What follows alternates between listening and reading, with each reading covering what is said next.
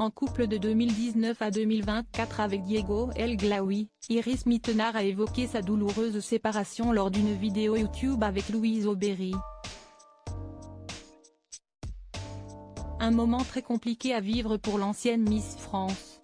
Invitée sur la chaîne YouTube de Louise Aubéry, alias My Better Self, Iris Mittenard a fait des confidences sur sa rupture avec Diego El Glaoui, annoncée en mai 2024. Si est un deuil.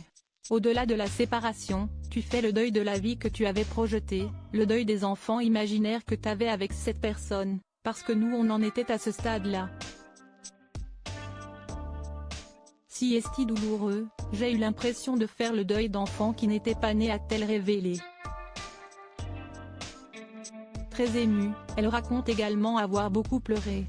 Rompre avec quelqu'un, si est prendre un risque, mais il faut savoir être sa propre priorité.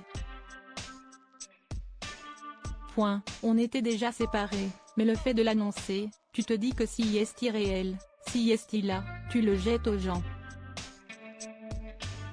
C'était très dur.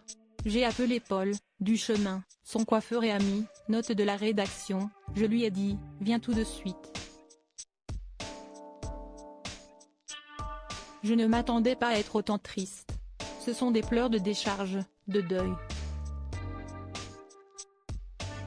J'ai vraiment beaucoup pleuré.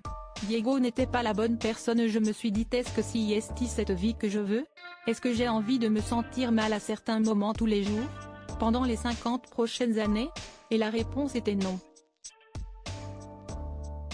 J'ai envie de me sentir bien et je me suis même dit que je préfère ne pas avoir d'enfant et ne pas faire moitié-moitié-moitié.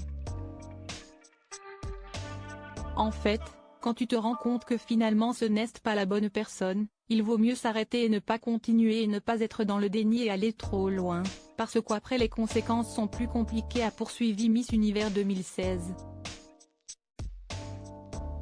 Pour rappel, Iris Mittenard et Diego El Glaoui s'étaient rencontrés en 2019 et s'étaient fiancés en 2022.